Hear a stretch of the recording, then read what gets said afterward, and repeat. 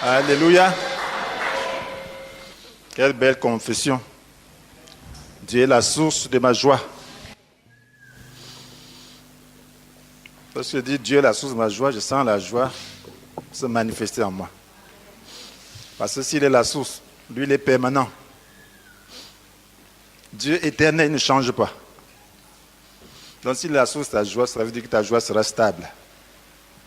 Amen.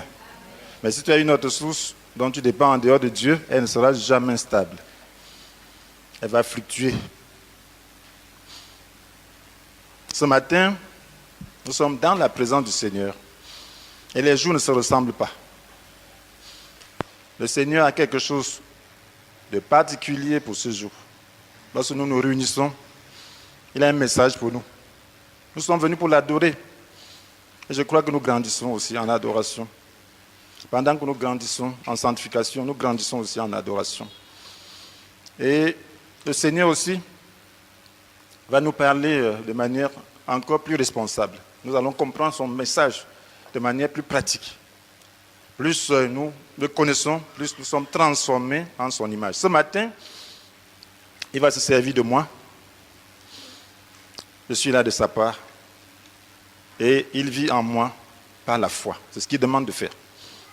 Que le Christ habite en vous, dans votre cœur, par la foi. Donc il habite dans mon cœur par la foi. Et c'est par la foi que je veux vous transmettre son message. Donc son Esprit Saint va m'assister pour que je sois sa bouche, que je sois ses mains et tous ses membres. Donc recevez le message du Seigneur. Et si vous recevez le message du Seigneur, vous serez heureux. Parce que lorsque Jésus parlait, ses disciples étaient heureux. Son message faisait dans leur cœur comme le feu, leur faisait du bien. Bon, les contestataires, ils lui lançaient les pierres. Mais si vous êtes bien disposé, si vous êtes dans l'église du Seigneur, c'est parce que vous êtes bien disposé. Donc, le Seigneur va vous faire du bien ce matin. Il va nous faire du bien. Amen. Nous parlons de la vie de Christ. Troisième partie. La vie de Christ. C'est l'orientation que le Seigneur m'a donnée ces jours. Et je vous exhorte à lire la Bible, le Nouveau Testament, avec les yeux ouverts sur la vie de Christ. Et vous allez découvrir des merveilles. Donc nous allons parler du secret de la victoire. Le secret de la victoire. Qu'est-ce que nous voulons atteindre comme objectif? Comprendre que la vie terrestre est une mission qu'il faut accomplir. Nous avons besoin de savoir que nous sommes en mission sur la terre. Et nous devons accomplir notre mission. Nous perdons souvent cela de vue. Et nous devons aussi savoir comment réussir cette mission en tirant un modèle sur le Christ. Donc nous pouvons réussir notre mission qu'en fixant les yeux sur le modèle qui est le Christ. Qu'en apprenant de lui. Lorsque je lis la vie de Christ, je me sens brisé. Lorsque je lis la vie de Christ, je pense que je lui ressemble davantage. Parce que sa vie est un défi. Il n'a commis aucun péché, il pouvait défier les gens. Si j'ai péché, montrez-moi où j'ai péché. Personne ne pouvait lui dire que tu as péché ici. Même quand il était agressé verbalement, il répondait avec douceur. Il cherchait à expliquer. Parce qu'il avait une mission. Il a vaincu. Et vous voyez, quelqu'un qui, en mourant, dit tout est accompli. Ça veut dire mission terminée. À la croix, il a dit tout est accompli. Vous pouvez voir ça dans Jean 19, verset 30. Il était en train de souffrir. Il est en train de mourir. C'est la dernière parole qu'il a donnée. Tout est accompli. Tout est accompli. Alors, mission terminée, il pouvait être heureux en mourant. Ah, c'est merveilleux. Combien de personnes en mourant disent tout est accompli? Combien de personnes en mourant disent mission terminée? Combien de personnes en quittant ce monde sont contents en disant « mission terminée ». Voilà le modèle que moi je vais suivre. Je voudrais suivre. Je voudrais qu'un jour, s'il tardait à venir, s'il doit partir par la voie naturelle, que je dise « tout est accompli ». Avec fierté, je regarde mon passé avec reconnaissance à Dieu. Et que je regarde le futur avec joie. Alors, c'est ce que le Seigneur a voulu pour nous. Et c'est ce qu'il veut pour chacun d'entre nous. Il ne nous a pas créés pour être malheureux. Il ne nous a pas créés pour qu'à tout moment on ait peur de la vie, on ait peur des circonstances. Qu'à tout moment on ne puisse pas jouir de la vie. Il nous a créés pour qu'on puisse être serein, pour qu'on puisse fonder notre vie sur quelque chose de solide, sur lui-même. Mes chers frères et sœurs, vous voyez, lorsque je lis sa vie, le Seigneur m'a révélé 4 piliers sur lesquels reposait sa victoire. Il y en a plusieurs. Mais voilà 4 points que le Seigneur m'a montré pour ce matin. Que si nous examinons, nous pouvons lui ressembler davantage. Nous pouvons entrer dans sa victoire. Le premier point, c'est quoi? C'est que Jésus connaissait clairement sa mission et son champ d'action. Vous ne pouvez pas aller en mission sans connaître quelle est la mission.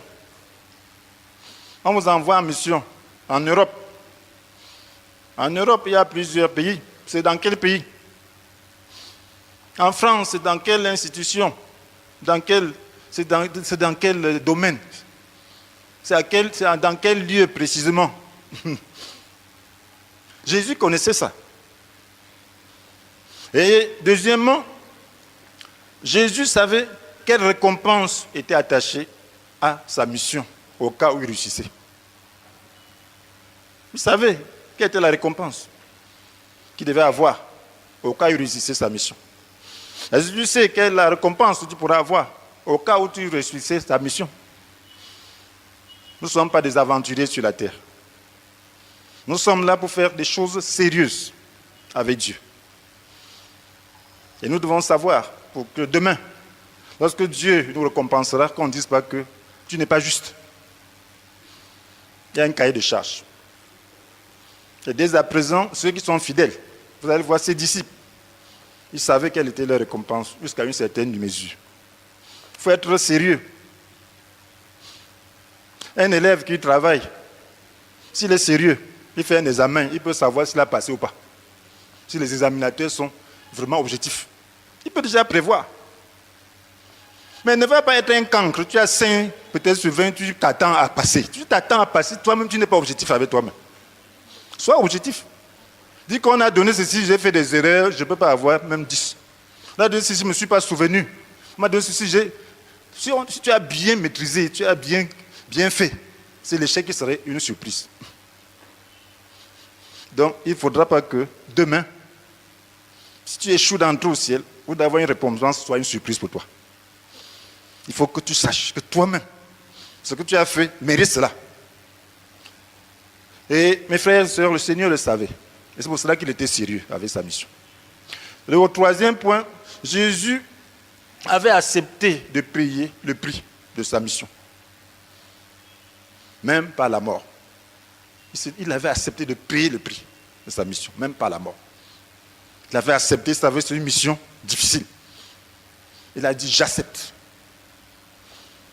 Payer le sacrifice suprême pour accomplir cette mission. Et en quatrième lieu, Jésus avait une foi totale en Dieu. Une foi totale et une communion permanente avec lui. Une foi totale. Et si nous avons la foi, sur quoi est basée, fondée notre vie? Sur Dieu ou sur les circonstances? Est-ce que nous avons une foi totale en Dieu? Si nous n'avons pas cette foi totale, nous avons besoin de la chercher. Dans un premier temps, Jésus connaissait clairement sa mission et son champ d'action. Alors, qu'est-ce qu'il dit? Il fait une déclaration de mission dans Jean chapitre 10, au verset 10. Il dit d'ailleurs, concernant d'autres qui sont venus avant lui, il les appelle les voleurs. Il dit, le voleur vient seulement pour voler, pour tuer, pour détruire. Le voleur vient seulement pour voler, pour tuer et pour détruire. Jean chapitre 10, verset 10. Voilà ce que fait le voleur. Il dit, si vous avez connu le vol, vous avez connu la tuerie, la destruction, ça, c'était pas de Dieu. Il dit, moi je suis venu afin que les hommes aient la vie, une vie abondante. Moi je suis venu afin que les hommes aient la vie, une vie abondante. Donc sa mission c'était quoi? Que les hommes aient la mort? Répondez-moi. Qu'ils aient la mort? Qu'ils soient malheureux? Qu'ils soient détruits? Qu'ils soient frappés de misère, de maladie? Qu'ils soient frappés de toutes sortes de maux? Non. Il est venu pour que les hommes aient la vie. Pas seulement une vie moyenne, mais une vie abondante. Voilà la mission de Jésus. Et lorsque vous lisez sa vie, vous allez vous rendre compte qu'il a porté la vie partout où il allait. Il a apporté une vie abondante. Là où il y avait la mort spirituelle, il a apporté la vie. Lorsqu'on voulait tuer le pécheur, il a apporté la vie, la grâce. Il a apporté la vie, il donnait de l'espoir. Donnait une deuxième chance aux gens. Il n'est pas venu pour maudire le pécheur. Il est venu pour sauver le pécheur. Il a apporté la vie. Et il savait quel était le champ, la délimitation de son champ. Il savait qu'il n'avait que quelques années. Il avait préparé sa mission pendant 30 ans. Il n'avait que 3 ans. Environ 3 ans, ou 3 ans et demi pour certaines personnes. Pour accomplir cette mission. Si vous n'avez que 3 ans pour faire quelque chose, alors vous n'allez pas vous disperser. Il faut que ce soit clair. Il faut être précis. Voilà une femme cananienne dans Matthieu chapitre 15 qui supplie Jésus. Ma fille est tourmentée, viens prier pour elle. Jésus dit non. Ma mission se limite aux brebis perdues de la maison d'Israël. Ma mission se limite. Il connaissait sa mission terrestre. Ça c'est Matthieu 15, verset 24. Donc il savait qu'il ne pouvait pas se mettre à évangéliser tout le monde. Les disciples devraient faire ça. Il fallait qu'il amène un groupe qui parle à ceux-là à qui Dieu avait donné la loi pour les rassurer, pour leur dire que l'accomplissement de la loi est là. Et là, ils ne se dispersaient pas. Et lorsque cette femme a insisté, elle voulait seulement les miettes. Il a donné les miettes à cette femme par une parole, parce qu'elle avait la foi. Elle était tenace. Il est venu pour que tous ceux qui ont la foi puissent profiter de sa mission. Il est venu pour que tous ceux qui croient en lui puissent avoir la vie. Une vie abondante. Voilà ce qu'il est venu. Maintenant, quelle est notre mission? Est-ce que nous savons notre mission? Quelle est ta mission? Quelle est la portion de la parole qui nous envoie en mission? Tu as été créé pour quoi? Pour manger, boire, se réjouir, mourir? Non. La Bible nous dit dans Éphésiens chapitre 2, verset 10, ce que nous sommes, nous le devons à Dieu. Nous devons notre vie à Dieu. Nous ne sommes pas créés. Nous devons ce que nous avons, les capacités que nous avons à Dieu. Nous devons la couleur de notre peau à Dieu. Nous devons notre taille à Dieu. Nous devons notre corpulence à Dieu. Nous le devons à Dieu. Et si Dieu nous a créés ainsi, c'est parce qu'il voulait accomplir une mission avec nous. Nous devons notre capacité intellectuelle à Dieu. Nous ne sommes pas créés. Et si nous le devons à Dieu, nous devons savoir ce que Dieu veut qu'on fasse de tout cela. Parce que nous devons rendre compte un jour de ce que nous avons fait, de tout ce qu'il a fait pour nous, de ce qu'il nous a donné. Ce que nous sommes, nous le devons à Dieu. Car par notre union avec le Christ Jésus, Dieu nous a créés pour une vie riche d'œuvres bonnes qu'il a préparées à l'avance afin que nous les accomplissions.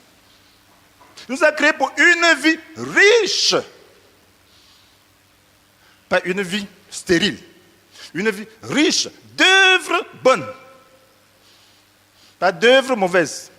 D'œuvres bonnes. Par notre union avec le Christ Jésus, Dieu nous a créés pour une vie riche d'œuvres bonnes. Ta mission, c'est que ce que Dieu t'a donné comme capacité, que tu puisses accomplir une vie riche d'œuvres bonnes. Cela veut dire s'il y a une mauvaise œuvre, ça ne vient pas de Dieu. Dieu ne t'a pas destiné à une mauvaise œuvre. Même pas une seule. Il t'a destiné à une vie riche d'œuvres bonnes. Qu'il a préparé à l'avance. Ça veut dire qu'il y a un cahier de charges. Il a préparé à l'avance afin que nous les accomplissions. À l'avance, cela veut dire qu'il y a un cahier de charges pour ta vie. Et tu as besoin de recevoir cela de Dieu. De savoir quel est ce cahier de charges. Qu'est-ce que contient ce cahier de charges? Qu'est-ce qu'il contient? Mes frères et sœurs, ce n'est pas une question de quantité, ce n'est pas une question de visibilité. Pour certains, une œuvre bonne, c'est ce qui est trop visible. Dieu a fait certains pour qu'ils soient visibles et d'autres pour qu'ils soient invisibles. Mais Dieu a fait chacun avec des capacités. C'est ce que l'apôtre Paul a dit. Dans 1 Pierre chapitre 4, verset 10. Qu'est-ce qu'il nous dit? 1 Pierre chapitre 4, verset 10. Chacun de vous a reçu de Dieu un don particulier. Chacun de vous. Ne dis pas que tu n'as pas de don. Chacun de vous a reçu un don particulier qui le met au service des autres. Comme un bon gérant, la grâce infiniment variée de Dieu. Donc ton don, c'est pour mettre au service des autres. Ton don, c'est pour les autres. Ce n'est pas pour toi. Et toi, tu dois bénéficier du don des autres. Voilà comment Dieu a voulu que ces choses se passent. C'est comme un corps. Nous formons le corps de Christ et chacun a son don. Ton don, c'est pour servir l'autre. La main ne se sert pas. Elle-même ne se porte pas. C'est les pieds qui portent la main. Les pieds ne se lavent pas. C'est les mains qui lavent les pieds. Mais son don est là. Mais c'est pour porter les autres.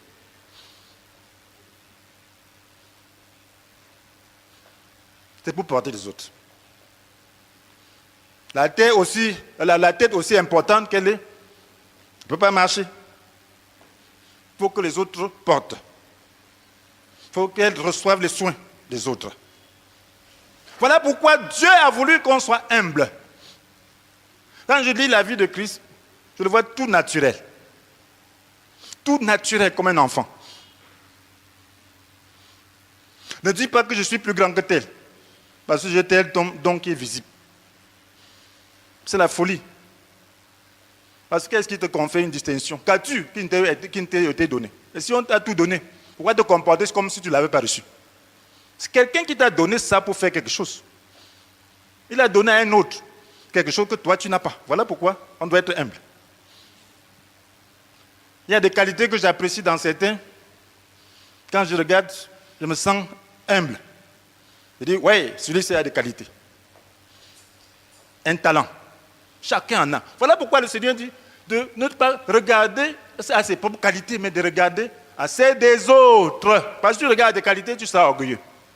Mais l'autre, chacun a une qualité que toi, tu n'as pas. Toi, tu n'as pas. Il y a certains qui écrivent comme des calligraphes. Moi, je suis un griffonneur de haute classe. Je ne sais pas écrire. Mais il y en a, quand ils écrivent, hein, c'est comme la machine. Et ils écrivent comme ça. Je dis, oh, gloire à Dieu. Le centre d'écriture est développé. Le mien n'est pas développé. Dieu leur a donné ça. C'est comme ça, mes frères et sœurs. Il y en a qui dessinent. Ils te regardent comme ça, ils te dessinent. Je suis aussi un mauvais dessinateur. Quand je vois quelqu'un dessiner bien, j'admire. Je dis, aïe, aïe, aïe. Ça, c'est bon. Voilà, Dieu a donné des qualités. Gloire à Dieu. Il a donné des qualités aux hommes. Il y en a quand ils ouvrent leur bouche, ils chantent. Ça, c'est des qualités. Amen. Il y en a qui récitent. C'est des qualités. Il y en a qui ont une mémoire fidèle. Il y en a qui ont une intuition forte. Il y en a qui ont la capacité de supporter. Il y en a qui savent patienter. Il y en a aussi qui savent foncer. Ce sont des qualités. Tout ça doit venir ensemble. Mes frères et sœurs, il faut savoir que tout ça, c'est pour une mission particulière. C'est pour aider l'autre. C'est pour venir ensemble et faire de ça dans le corps de Christ. Parce que c'est le corps qui porte un fardeau. Ce n'est pas le doigt seul, c'est tout le corps. C'est le corps qui accomplit quelque chose. Ce n'est pas un seul membre. Donc, Dieu t'a créé avec une capacité pour que tu puisses accomplir une mission. Et le roi David, dans le psaume 139, verset 16, le confirme. Il dit, alors que je n'étais encore qu'une masse informe, tu me voyais. Je n'étais encore qu'une masse informe, tu me voyais. Et dans ton registre se trouvaient déjà inscrits tous les jours qui m'étaient destinés, alors qu'aucun d'eux n'existait encore. Dans ton registre se trouvaient déjà inscrits tous les jours qui m'étaient destinés, alors qu'aucun d'eux n'existait encore.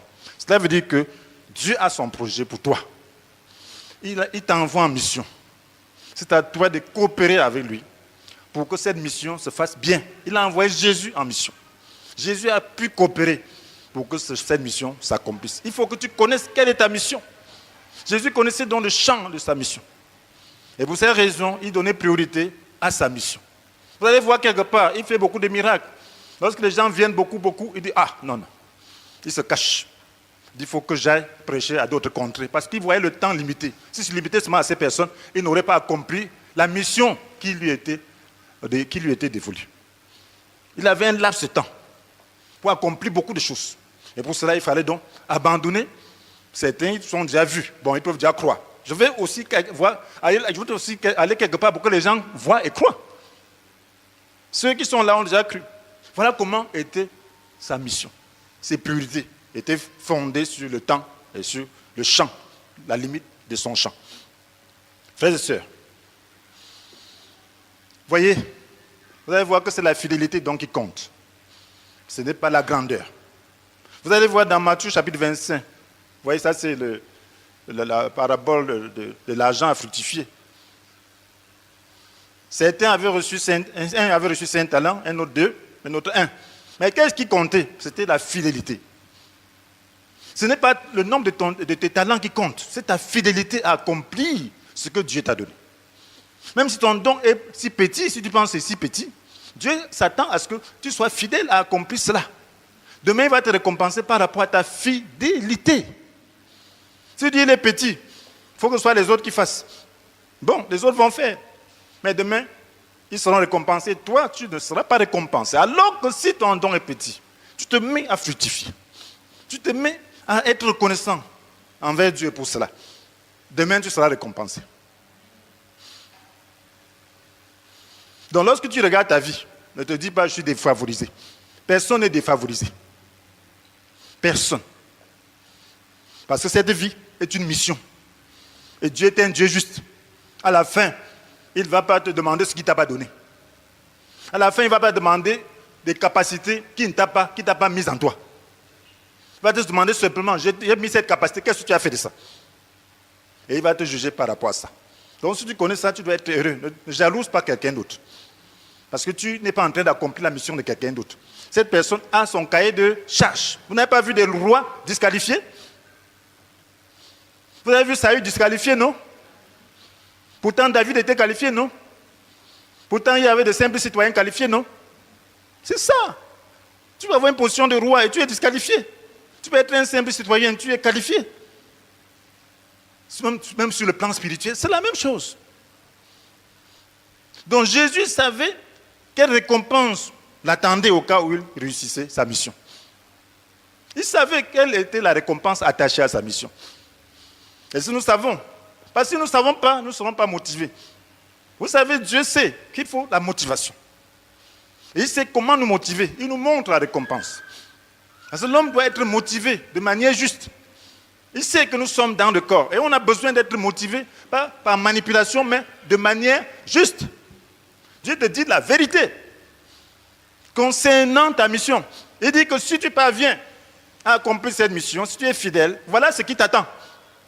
Jésus lui-même, qui était Dieu, qui a quitté la gloire, qui est venu s'enfermer dans un corps pour accomplir cette mission, avait besoin de cette motivation en tant qu'humain. Cette motivation lui donnait de supporter le sacrifice. Cette motivation donnait une joie constante. Cette motivation faisait que, devant les difficultés, il avait toujours cette joie. Parce qu'il fixait ce regard sur la fin. Il fixait ce regard sur la récompense future. Vous savez, c'est très intéressant, mes frères et sœurs. Lorsque Jésus finit sa mission, lorsqu'il est en train de finir sa mission, quelle est sa prière? Dans Jean chapitre 17. Sa prière, c'est quoi? Il était sur le champ d'être arrêté, sur le point d'être arrêté. Qu'est-ce qu'il a demandé au Père? Et maintenant, Père, au verset Jean 17, verset 5. Et maintenant, Père, revêt-moi de gloire en ta présence. Donne-moi cette gloire que j'avais déjà auprès de toi avant les origines du monde.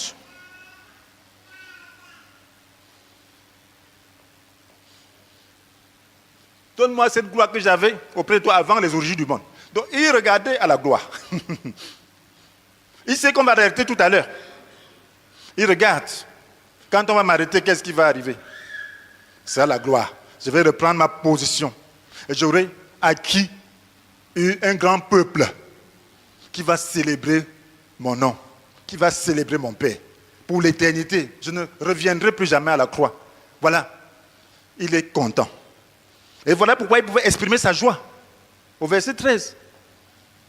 Il a dit que le Père mette la joie qui est la sienne en ses disciples. Il avait cette joie, même devant l'épreuve de la croix. Même quand il subissait la torture, il avait la joie intérieure. Parce que sa joie ne l'a jamais quitté. Ce n'était pas une joie qu'il pouvait quitter. C'est une joie fondée sur l'essentiel, fondée sur la récompense, fondée sur la gloire à venir. Ce n'est pas une joie fondée sur les circonstances. C'est une joie fondée sur l'éternité. Et une telle joie ne quitte pas. Voilà pourquoi la Bible nous dit, l'espérance qu'elle soit votre joie. Et la Bible nous commande dans Hébreux chapitre 12, verset 2. Qu'est-ce que la Bible nous demande? De fixer les yeux sur Jésus. Amen. Parce qu'il avait en vue la joie qui lui était réservée. Parce qu'il avait en vue la joie qui lui était réservée. Il a enduré la mort sur la croix. Pourquoi? Parce qu'il avait en vue la joie qui lui était réservée. Il a enduré. Ça permet, c'est une motivation qui permet d'endurer la mort sur la croix. En méprisant la honte attachée à un tel supplice. Donc lorsque tu sais ce que tu vas tirer, tu méprises la honte. Si tu es en train de creuser, tu sais qu'il y a un trésor là. C'est de l'or. En bas là. Tu creuses. Tu creuses. Les gens vont venir te mépriser. Si on dit qu'il y a un trésor à 1 mètre là-bas, même avec ma veste là, je creuse. Amen. Je creuse. Pourquoi? Les gens vont dire, que le type, il est devenu fou. La veste. Parce que je sais que ce qu'il veut prendre là-bas va dépasser la veste, va dépasser tout ça. Alléluia. Je méprise la honte. Parce que je sais ce que je vais trouver là en bas. Voilà pourquoi on dit qu'il n'y a pas de saut métier, non? Quand l'argent, tu gagnes ton argent, c'est comment tu as fait pour gagner. Non, c'est comme ça. Donc, c'est la même chose. Quand Jésus était en train d'accomplir sa mission, tout le monde voyait que c'était un échec, non? Il se fait gifler, il se fait mépriser. Par ses créatures, hein? Par ceux qu'il a créés, il a établi. On le juge. Regarde un épisode. Il demande, le grand prêtre lui demande s'il est fils de Dieu. Il commence, bref, il questionne son enseignement. Il dit qu'il a parlé publiquement. Bon, que tout le monde sait de quoi il a dit. Le soldat dit, c'est comme ça, il répond au grand prêtre. Poche! Il le gifle. Le créateur est giflé par sa créature. Lui, il répond simplement, bon, est-ce que j'ai mal fait? Dites-moi où j'ai mal fait. Est-ce que j'ai mal parlé? Si j'ai mal parlé, dites-moi. Est-ce qu'il avait mal parlé? C'était quelque chose dit en public, tout le monde savait son enseignement. Qu'est-ce qu'il y a encore à expliquer? Quelque chose qu'il a passé 3 ans à parler, il veut qu'on parle encore. Il peut se renseigner. Donc, oui, pourquoi il supporte tout ça? Les gens disent, oh, mais on pensait que c'était un roi. Mais la manière dont on le chiffonne là, vraiment. Parce que les rois de ce monde, on ne les chiffonne pas. Tu vas aller voir où pour le chiffonner? Mais Jésus, on le chiffonnait. Mes frères et sœurs, servez comme Jésus. Laissez-vous insulter. Amen. Laissez-vous mépriser. Sachez ce que vous êtes en train vous êtes en train de chercher. C'est ça qui fait la gloire. C'est ça qui fait la gloire à venir. Le fait de supporter. La capacité de mourir. C'est ça qui fait la gloire. Amen. N'est-ce pas, Proverbe 16, verset 32 nous dit, mieux vaut être lent à la colère que puissant. Mieux vaut savoir se dominer que de conquérir des villes, non? Donc la puissance qui t'amène à la lenteur, à la colère, est supérieure à la puissance pour faire du bruit et faire beaucoup renverser beaucoup de choses. Parce qu'avoir cette puissance n'est pas facile. Avoir la puissance qui te maîtrise n'est pas facile.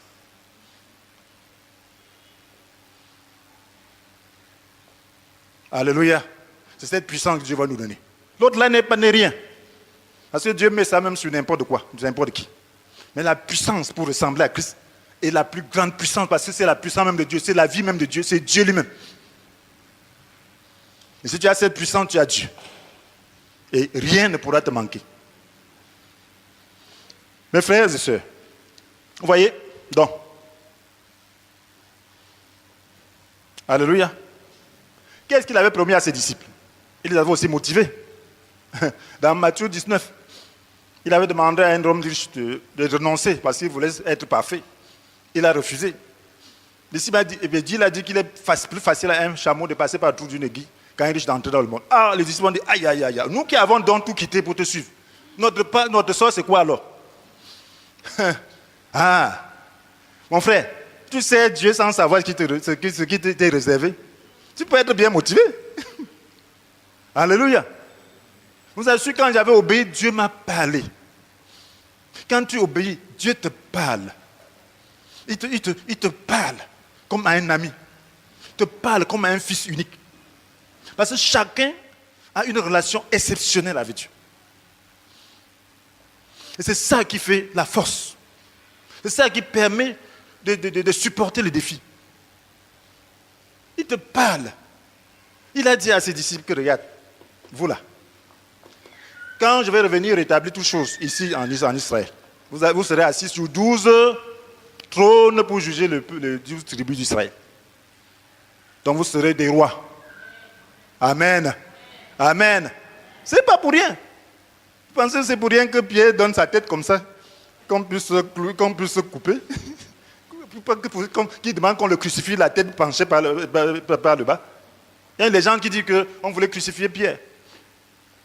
Bon, on lui a conseillé de s'échapper de la ville. Quand il s'en va, il veut sortir de la ville, il voit Jésus. Il dit, Seigneur Jésus, où vas-tu? Il dit, je vais encore me faire crucifier. Pierre a tout compris le message. Pierre est rentré, accepter la croix. Il a dit, non, je ne suis pas digne d'être crucifié comme mon Seigneur. Je voudrais que la tête soit en bas. C'est comme ça qu'on l'a crucifié, la tête en bas. Pensez que c'est pour rien? Il a senti que, cette place-là, je pouvais perdre. Hein? Que Seigneur Jésus, pardon, je me repens. C'est pas pour rien, il était motivé. Amen. Motivé. Tout le monde va mourir. Mais tous n'auront pas la même gloire. Alléluia. Ceux qui seront fidèles connaîtront la gloire de Dieu. Et quand tu es fidèle dès à présent, il y a une gloire que tu connais dans le secret avec Dieu. Il y a un bonheur que tu connais dans ton secret avec Dieu que d'autres ne connaissent pas. Et c'est ça qui fait la différence. Donc, tu dois être motivé par cette gloire éternelle. Quand les choses sont difficiles, regarde à la gloire éternelle et tu seras édifié. Jésus avait accepté de payer le prix de sa mission, même par la mort. Il avait accepté. Il savait que sa mission était périlleuse. Avant de venir sur la terre, il savait quelle était la mission. Il savait que pour donner une vie abondante, il fallait souffrir et mourir. Il fallait souffrir et mourir. Donc, maintenant, mes frères et sœurs, la vie chrétienne a des problèmes. Pourquoi? Parce que nous n'avons pas accepté la souffrance. Le chrétien n'accepte pas la souffrance. Pas parce qu'il ne veut pas, mais parce qu'il n'a pas été enseigné sur cela. Bien, cette souffrance dont il est question, c'est la souffrance intérieure. Il y a une mort intérieure que le chrétien doit accepter. Il y a une souffrance intérieure que le chrétien doit accepter. C'est une âme redoutable. Lorsque tu es préparé à souffrir, c'est une âme redoutable. Dans 1 Pierre chapitre 4, verset 1, que nous dit la Bible? 1 Pierre chapitre 4, verset 1. Ainsi donc, puisque le Christ a souffert dans son corps, Christ a souffert dans son corps, armez-vous aussi de la même pensée. Puisque le Christ a souffert dans son corps, armé, c'est une âme redoutable, s'attendre à souffrir, la pensée de souffrir. Attendre au pire de la part des hommes. Vous savez pourquoi les gens ont des problèmes, même dans l'église? Parce qu'on n'est pas prêt à souffrir. Parce qu'on ne s'attendait pas à recevoir une flèche de quelqu'un. Et lorsqu'on reçoit cette flèche, on ne supporte pas. Mais si tu es armé, si tu es prêt à souffrir, si tu es prêt à endurer, si tu es prêt à supporter, la flèche ne pourra pas te pénétrer. Parce que tu as déjà accepté la souffrance. C'est ce que Jésus a fait. Il avait accepté la souffrance. Donc l'idée de la croix, de lui donner la joie lorsqu'il regardait à la récompense. Il était prêt, il est venu pour souffrir et mourir. Le chrétien est là pour souffrir et mourir par rapport à l'accomplissement de sa mission, pour entrer dans la gloire. Puisque le Christ a souffert dans son corps, armez-vous aussi de la même pensée. Car celui qui a souffert dans son corps a rompu avec le péché. Pour vivre le temps qu'il lui reste à passer dans son corps, non selon les passions humaines, mais selon la volonté de Dieu. Tu peux être libre du péché sans souffrir. Le péché t'a tenu, ça tient le corps. Ça tient tes émotions, ça tient tes sentiments. Il faut souffrir pour que sa puissance soit brisée. C'est lorsque tu souffres que cette puissance est brisée. Il faut être... Quelqu'un va dire, un chrétien va dire, il m'a méprisé. Oui, mon frère. Tu t'as méprisé. Donc tu es quelque chose en toi-même, à tes propres yeux. Accepte le mépris. Quand tu te méprises, tu dois louer Dieu. Parce que pour être honoré, il faut savoir être humble. Où l'humilité précède la gloire. Quelqu'un t'a humilié, tu bénis par la main qui t'humilie. La personne est en train de t'élever.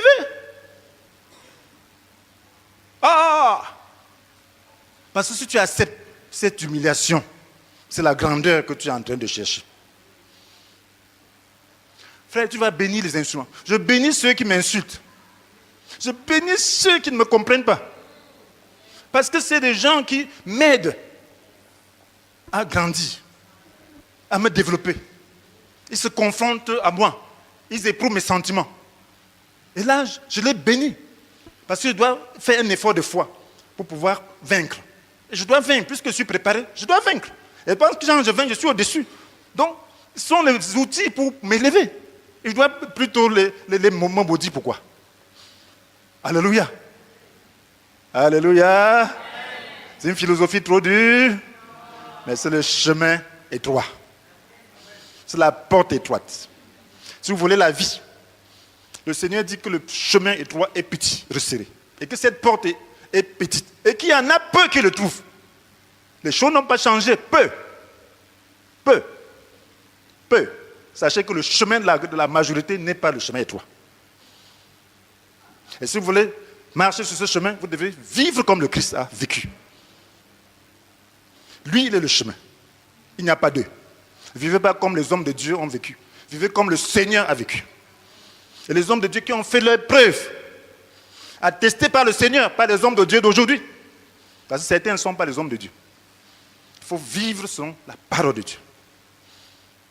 Si vous voulez aller au ciel et avoir la récompense. Mes frères et sœurs, c'est ça le chemin. Mourir. Être prêt à mourir à soi-même. Et si tu es prêt à ce qu'on te méprise, est-ce que tu es prêt qu'on dise que tu n'es rien? Est-ce que tu es prêt qu'on dise que tu n'as pas de valeur? Ta valeur, ce n'est pas un homme qui te la donne. C'est Dieu qui te la donne. Si tu sais que tu as la valeur, quelqu'un dit que tu n'as pas de valeur. Qu'importe. Son appréciation n'a pas d'importance. C'est l'appréciation de Dieu qui est important. C'est le miroir de Dieu qui est important pour toi. C'est ce que Dieu dit qui est important pour toi. Et ce n'est pas cette personne qui va te donner la récompense. C'est Dieu qui va te donner la récompense. Ce n'est pas cette personne qui t'a donné un cahier de charges. C'est Dieu qui t'a donné un cahier de charges. Ce n'est pas cette personne qui viendra voir les résultats. C'est Dieu qui va voir le résultat. Et cette personne aussi à l'école. Vous allez voir des camarades, on finit. Je me souviens en terminale, on finit le truc. Les maths. L'autre donne son résultat, il dit que non, c'est ceci. Donc c'était physique. Je dis non, t'as pas là, c'est pas ça. Il dit après, on voit. Lui, il disait c'était ça, mais après, quand la correction vient, est-ce que c'était ça? C'est comme ça la même chose. Tu es là, un autre camarade dit que ce n'est pas ça. C'est le maître, c'est le professeur qui doit dire si c'est vrai ou c'est faux. Et c'est les livres que tu as consultés qui doivent dire si c'est vrai ou c'est faux. C'est la même chose. Là, le livre de Christ est là. Chacun peut consulter. Le Saint-Esprit est là. Donc, mon frère, ma soeur, nous ne sommes pas en train de discuter. Nous sommes en train de traiter d'une affaire très sérieuse qui concerne la vie. La vie, la destinée éternelle. On ne doit pas s'amuser avec cela. Parce qu'il n'y a pas de rattrapage. Peut-être rattrapage, peut-être après l'enlèvement. Mais sache que tu vas donner ta tête pour être coupé. Pour rejoindre tes frères. Amen. Donc, mieux vaut être attentif. Donc, mes frères et sœurs, il avait assez de pluie. Dernier point, Jésus avait une foi totale en Dieu. Une constante communion avec lui. Une foi totale. Hey, mon Dieu. Quand le Seigneur dit, quand le Fils de l'homme reviendra, trouvera-t-il encore la foi sur la terre? Ce qu'on appelle foi là, ce n'est pas la foi. La foi dont Jésus parle est une foi qui te permet de vivre comme lui.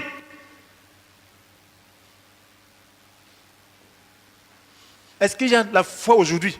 Est-ce que vous voyez des gens qui vivent comme Christ, nombreux, qui ont son caractère? Est-ce que vous voyez des gens qui supportent? Chacun veut lever sa petite tête. Chacun veut lever sa petite tête. Chacun veut lever sa petite tête. C'est comme ça que Jésus a fait. Non. Il faut la foi pour courber sa tête, pour que ce soit Dieu qui l'élève. Que Dieu soit élevé en nous. Il faut la foi. Jésus avait une foi totale. Regardez, mes frères et sœurs. Lorsque tu crois à la mission que Dieu t'a donnée, lorsque tu crois qu'alors que tu n'étais encore qu'une masse informe, Dieu te voyait. Et dans son registre se trouvait déjà inscrit tous les jours qui t'étaient destinés, alors qu'aucun d'eux n'existait encore. Lorsque tu crois à cela, lorsque tu crois que par ton union avec le Christ, Dieu t'a créé pour une vie riche d'œuvres bonnes qu'il a préparées à l'avance afin que tu les accomplisses. Lorsque tu crois à cela, il n'y a plus de hasard dans ta vie. Il n'y a pas de hasard dans ta vie. Chaque circonstance de ta vie, c'est toi une épreuve, soit un moyen de pouvoir accomplir ta mission. Tu dois avoir une foi. Cette foi te permet d'abord d'être tranquille. Tu dois avoir une communion totale, une communion permanente avec le Seigneur. De manière que, lorsque une circonstance qui paraît malheureuse arrive, ta première chose, c'est de glorifier Dieu. Parce que cette chose-là, Dieu a une solution. Ça peut être de la nourriture pour ta foi. Ça peut être un moyen pour Dieu de se glorifier. Amen. C'est ce que Jésus a fait. Il avait des amis. Quand je vois Jésus, il était attaché à une famille. Il disait cela dans Jean chapitre 11. La famille de Marthe, de Marie, Lazare était leur frère. On dit très attaché. On dit bien très attaché. Donc quand il venait à Jérusalem, il passait par là, il mangeait. Vous vous souvenez de Marthe qui préparait la nourriture et demandait à Jésus de demander à sa sœur Marie de venir l'aider. Donc quand il venait, on préparait, il mangeait. C'est une famille qui était quand même un peu aisée. Parce que cette Marie qui verse un parfum sur ses pieds, qui peut coûter le salaire annuel d'un bon ouvrier. Ça veut dire qu'en réalité, elle avait quelques moyens. Donc Jésus passait souvent là-bas manger. Il les accueillait. Et Lazare était leur frère. C'était son ami, on l'appelle son ami. Voilà, ils ont vécu, ils ont vu les miracles de Jésus. Voilà Jésus qui est éloigné, Lazare est malade. Là, on envoie dire à Jésus, ton ami Lazare est malade. Il a senti dans son esprit que ça, c'est la mort. Après, il dit à ses disciples que Lazare dort. Ils n'ont pas compris. Il leur dit ouvertement qu'il est mort. Mais qu'est-ce qu'il dit? Voilà des amis qui ont un malheur, alors que tu as le pouvoir de ressusciter, de guérir. Quand Marie arrive près de Jésus, Marthe dit que si tu avais été là, mon frère ne serait pas mort. Mais même maintenant, tout ce que tu demanderas à Dieu, il va te l'accorder. Amen. Donc il connaissait. Jésus va laisser ses amis partir comme ça, avec le pouvoir. Alléluia. Qu'est-ce que Jésus dit? Il rend d'abord grâce à Dieu. Alléluia. Il était touché par ça. C'est la seule occasion où Jésus a pleuré. Mais il était sur le point de le faire. Donc, il était le sentiment des autres. Il l'avait touché. Il a vu à quel point la mort est mauvaise. Il a vu à quel point cet ennemi-là perturbe les gens. Il a dit, oh Seigneur, que la fin arrive. Qu'est-ce qu'il a dit à ses disciples? La mort de Lazare était comme sa mort. Parce que c'était son ami. Il était attaché. Qu'est-ce qu'il dit? Alors il a dit clairement, Lazare est mort. Ça c'est Jean 11, versets 14 et 15. Et je suis heureux à cause de vous. Je suis heureux. Quelqu'un meurt, il dit qu'il est heureux. À cause de qui? Des disciples. Je n'avais pas été là-bas à ce moment-là. Parce qu'il avait été là-bas, il aurait commandé à la maladie de partir. On n'aurait pas vu la mort. Ou peut-être s'il mourait directement, il ressuscitait, on n'allait pas voir que vraiment quelque chose s'est passé. Mais il a dit qu'il est heureux. Pourquoi? Parce que quand il revient, voilà, le cadavre avait déjà fait 4 jours dans la tombe. Donc, c'était le désespoir total. Donc, voilà pourquoi il est heureux. Parce que sa résurrection sera frappante.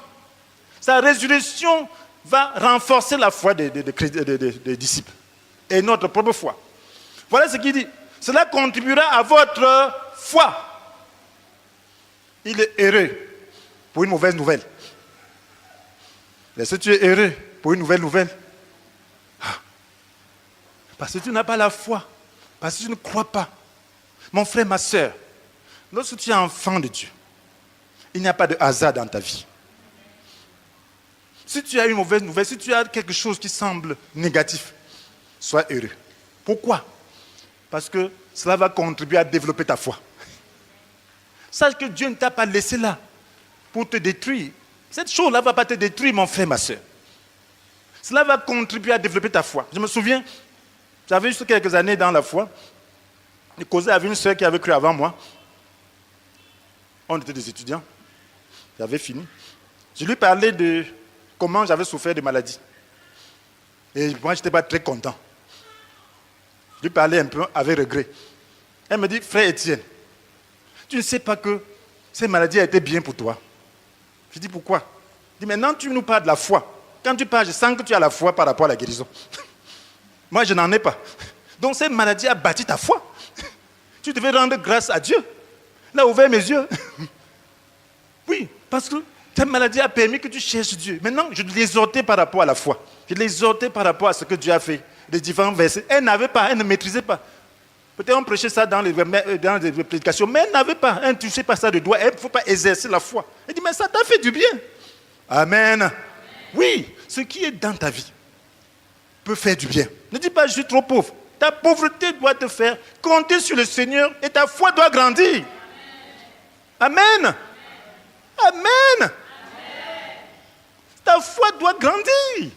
Parce que tout, la Bible dit que tout est possible à celui qui croit. Ce n'est pas seulement l'amour du monde, mais cherche Dieu vraiment pour accomplir ta mission. Dis, Seigneur, j'ai besoin du minimum. J'ai besoin de ceci pour faire accomplir ma mission. Et je n'ai rien. Mais présente tes 5 pains et 2 poissons à Dieu. Il va multiplier. Amen. Amen. Commence à louer Dieu. Ne dis pas, je suis né dans une famille pauvre. Et je ne peux rien. Le monde est injuste. Ce n'est pas ce langage. Ça, c'est le langage des païens qui n'ont pas d'espoir. Mais nous avons un autre langage. Nous sommes pleinement comblés en lui. Amen. Et Dieu pourvoira tous nos besoins avec gloire. Il le fera selon la glorieuse richesse qui se manifeste en Jésus-Christ. Amen. Mon frère, voilà ce que Dieu a dit. Que la faiblesse, la mort de Lazare devait contribuer à la foi des disciples. Est-ce que c'est une mauvaise chose? Est-ce que lorsque la foi grandit, c'est une mauvaise chose? Voilà pourquoi lorsque tu regardes ta vie, les différentes difficultés, regarde ça comme occasion de faire grandir ta foi. Regarde ça comme de la nourriture pour ta foi. Et maintenant, regarde ce que Dieu dit concernant cette chose. Dans la Bible. Parce que la foi vient de la parole de Jésus-Christ. Et commence à demander cette promesse, à prier le Seigneur, à le convaincre, lui montrer que ce n'est pas pour la gloire du monde, mais c'est pour sa gloire. Amen. Convainc-le que c'est pour lui. Alléluia. Lorsque tu vas le convaincre, il va voir c'est vrai, il va accomplir. Voilà Jésus. Il trouve un aveugle né. Selon les enseignements des pharisiens et la conception de l'époque, on savait que si un enfant naît ainsi, déjà aveugle, handicapé, c'est que c'est le péché de ses parents. On savait bref que le péché causait les malheurs. Les disciples demandent donc, mais cet aveugle qui est né, déjà aveugle, est-ce que ce sont les péchés de ses parents ou ses propres péchés? Il a commis donc quel péché pour être déjà aveugle en naissant? On savait que le péché pouvait faire des rétributions. Mais cet enfant qui naît déjà ainsi, il a commis donc quel péché? Ça pouvait être le péché de ses parents, parce que Dieu promet aussi la malédiction. Mais, qu'est-ce que Jésus dit? Ce n'était pas le cas pour cet enfant. Amen. Vous voyez ça dans Jean chapitre 9, verset 3. Qu'est-ce que Jésus lui a dit? Il dit, ce n'est ni à cause du péché de ses parents, ni à cause de ses péchés personnels. Pourquoi donc? Jésus dit que c'est afin que tous puissent voir en cet enfant ce que Dieu est capable de faire. Tous puissent voir, dans le cas d'un aveugle né, puisqu'on n'a jamais vu qu'un aveugle né a recouvré la vue, que tous puissent voir ce que Dieu est capable de faire. Dieu est capable d'ouvrir les yeux d'un aveugle né, d'un handicap naturel de naissance, congénital. Donc, ta situation, tu peux dire que bon, ma famille, elle est maudite, ainsi de suite. Regarde pas la malédiction de tes parents. Lorsque tu es en Christ, il n'y a plus de malédiction pour toi. Le Christ a porté nos malédictions sur lui en devenant malédiction à notre place. Amen. Ça, c'est Galates 3, verset 13. Donc, regarde plutôt que, à travers ta situation, les gens vont voir ce que Dieu est capable de faire. Ils vont voir les œuvres merveilleuses de Dieu. Il y a la mort peut-être dans ta vie, dans certains domaines de ta vie. Ne te plains pas. Sache que tu es en mission. Et puisque tu es en mission, Dieu a préparé aussi le chemin. Chaque circonstance, Dieu avait préparé. Lorsque Dieu a fait sortir le peuple du désert, vous pensez qu'il ne connaissait pas le désert? Chaque étape, Dieu savait ce qu'il doit faire. Est-ce qu'il ne savait pas comment il devait faire pour chercher l'eau? Il savait. C'est la même chose. Nous sommes dans le désert de ce monde. Donc, dans une situation où ceci manque, Dieu sait ce qu'il a prévu par rapport à ça. Ça demande un miracle, ça demande la coopération de ta foi. Tu as besoin de coopérer, tu as besoin d'avoir cette confiance. C'est pourquoi j'ai parlé de la foi totale. Jésus avait une foi totale en Dieu. Il ne pouvait pas rencontrer une situation sur son chemin et prendre ça au hasard lorsque Dieu lui mettait à cœur de faire. Il savait que c'était l'occasion de glorifier le Père. C'est la même chose si tu es en mission. Tout ce qui est comme mauvaise œuvre sur ton chemin, sache que Dieu ne t'a pas préparé pour une mauvaise œuvre. Amen. Cette mauvaise œuvre doit se changer en bonne œuvre. Et si tu as la foi, voilà pourquoi Dieu demande d'avoir confiance totale en lui. Et si tu as confiance totale en lui, Dieu demande deux choses. Il y a 2 versets. qui doivent conditionner ta vie. Que c'est ça qui était la base de la vie de Jésus. Lorsque Jésus rend grâce à Dieu devant le malheur, c'est pourquoi la Bible nous recommande dans Romains chapitre 8, verset 28. Vous connaissez ce verset, mais ça doit être plus important pour vous maintenant. Peut-être tu as regardé ta vie, tu as maudit ton passé, maudit toutes les circonstances mauvaises que tu as connues, maudit tous les problèmes que tu as connus. Non, commence à rendre grâce à Dieu pour cela. La Bible nous dit, nous savons que Dieu fait concourir toutes choses au bien de ceux qu'il aime, de ceux qui sont appelés conformément au plan divin. Est-ce que tu es appelé conformément au plan divin? Est-ce que tu es uni à Jésus? Dieu fait concourir toutes choses au bien de ceux qui l'aiment. Est-ce que tu aimes Dieu? Si tu aimes Dieu, sache que Dieu fait concourir toutes choses à ton bien. Quelle est ta situation? Commence à regarder le bien derrière cette situation. Nous qui avons un peu de l'âge dans la foi, quand je regarde mon passé, beaucoup de mauvaises choses que j'ai connues, des difficultés, quand je les regarde, je vois que c'était de bonnes choses. Amen. Oui. Je vois que c'était très bien. Que si ce n'était pas ça, je ne crois pas que ce serait à ce niveau. Mais à ce moment-là, je ne voyais pas comme étant de bonnes choses. Donc apprends maintenant à voir comme Dieu voit. Apprends maintenant à comprendre les choses comme Dieu les comprend.